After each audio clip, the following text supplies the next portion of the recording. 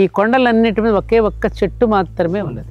ఆ చెట్టు దగ్గర జరిగినటువంటి మహిమలన్నీ గ్రామస్తులందరూ చెప్పగా మాకు అలా ఒక చిన్న ఆలయం కట్టిస్తే బాగుంటుందని వాళ్ళు విన్నపాలు విని అమ్మవారి ఆలయం 6 నెలల్లో పూర్తయిపోయింది.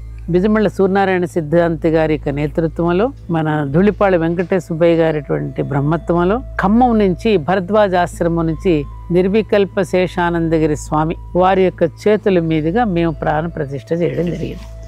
ఆ ప్రతిష్ఠ చేస్తూ ఉన్న సమయంలో లోపల నుంచి పెద్ద కాంతి పుంజం వచ్చింది. ఆ 5 రోజులు చాలా అద్భుతాలు జరిగాయి. డిసెంబర్ 15వ తేదీన వేదోక్తంగా అలా ఆ రోజున కొలువు తీరింది ఆ చెట్టు కింద అమ్మవారు.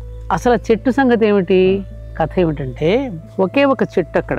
ఈ చుట్టుపక్కల గ్రామాల వాళ్ళు పనులు చేసుకోవడానికి పోతూ ఆ చెట్టుకు ఉయ్యాల వేసి ఆ ఉయ్యాలలో పిల్లల్ని పడుకోబెట్టుకుని పనుల్లోకి వెళ్ళి తిరిగి పూర్తి చేసుకుని వచ్చి పిల్లలకు పాలిద్దామనుకుని దగ్గరగా తీసుకునే లోపుగానే పిల్లల మూతి నిండా పాలు గారుతూ కిలకిలలాడుతూ పిల్లలు ఉంటారు. రోజు ఇలా జరగడం చూసి ఏ తల్లి మన పిల్లలకి పాలిస్తోంది, ఇక్కడ మనల్ని పాలిస్తున్నది ఎవరు అని వాళ్ళు అసలు మామూలైనటువంటి ఆశ్చర్యానికి లేకుండా అక్కడ ఆ రాయి, ఆ చెట్టు కింద ఇటొక రాయి ఇటొక రాయి, దాని మీద ఒక రాయి పేర్చుకుని రోజు దీపం వెలిగించిన పసుపు కుంకుమలు పెట్టుకుని పూజలు చేసుకోవటం, ఆ చెట్టు కొమ్మకి ముడుపులు చెల్లించుకోవడం చేసుకునేవారు. ప్రతి సంవత్సరం డిసెంబర్ 15వ తేదీ అమ్మవారికి కార్యక్రమాలు జరుపుతూ వస్తున్నటువంటి నేపథ్యం.